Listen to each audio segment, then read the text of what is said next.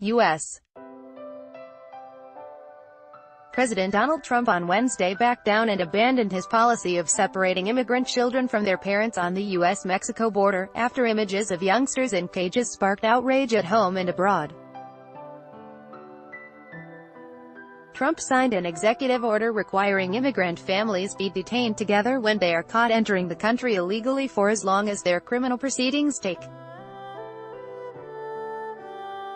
While that may end a policy that drew a rebuke from Pope Francis and everyone else from human rights advocates to business leaders, it may also mean immigrant children remain in custody indefinitely. Trump administration still faces legal challenges because of a court order that put a 20-day cap on how long immigration authorities may detain minors, and trigger fresh criticism of Trump's hardline immigration policies, which were central to his 2016 election campaign and now his presidency. Administration officials were unable to clarify whether family separations would end immediately or when and how families now separated would be reunited. It is still very early and we are awaiting further guidance on the matter. Brian Marriott, a spokesman for the Health and Human Services Department's Administration for Children and Families. Reunification is always the ultimate goal of those entrusted with the care of unaccompanied children, and the administration is working towards that for those in custody. The Trump order, an unusual reversal by him, moves parents with children to the front of the line for immigration proceedings, but it does not end a 10-week-old, zero-tolerance policy that calls for prosecution of immigrants crossing the border illegally under the country's criminal entry statute.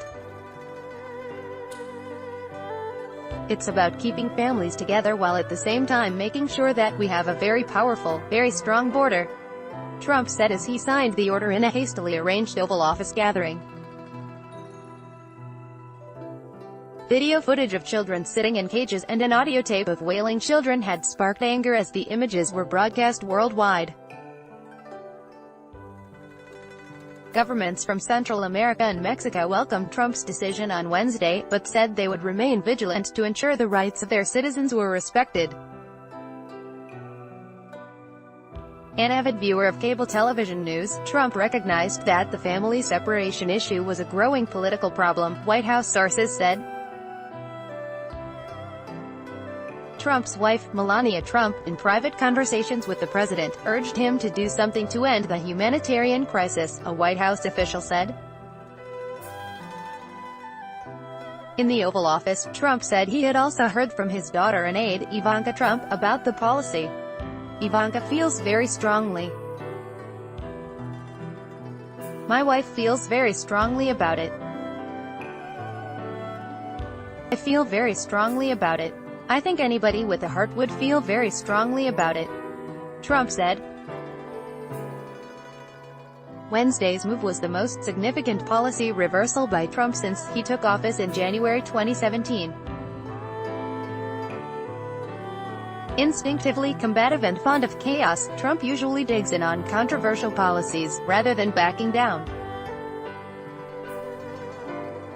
He had tried to blame Democrats for the separations policy and force them into concessions, including funding for a wall he wants to build along the border with Mexico.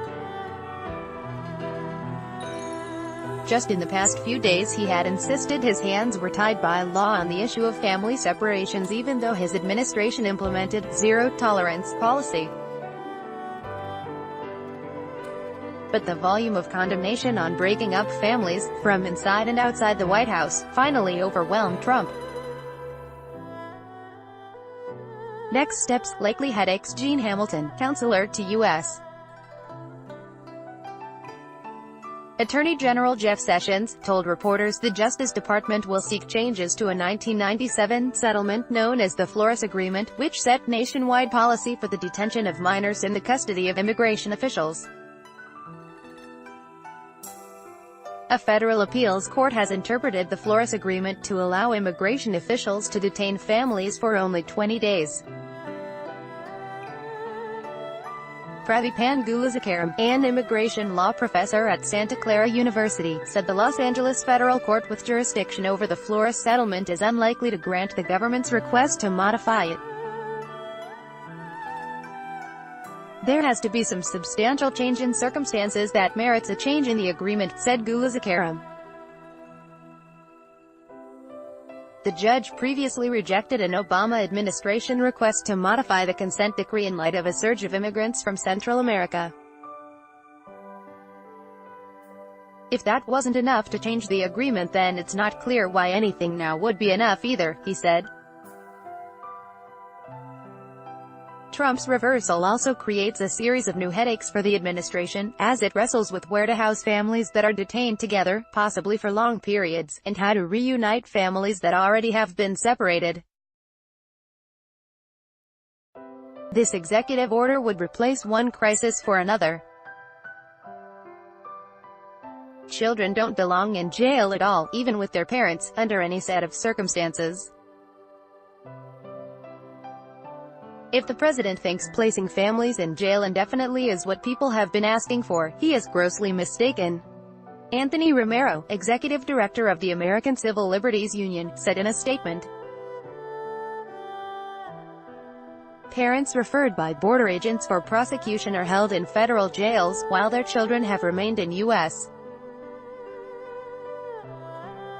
Customs and Border Protection custody or have been moved into facilities managed by the Office of Refugee Resettlement, a Department of Health and Human Services agency. U.S. Customs and Border Protection said on Tuesday that 2,342 children had been separated from their parents at the border between May 5 and June 9. The Republican-controlled U.S. Congress is considering legislation to address the issue. The House of Representatives planned to vote on Thursday on two bills designed to halt family separations and address a range of other immigration issues. Republicans said they were uncertain if either House measure would have enough votes to pass.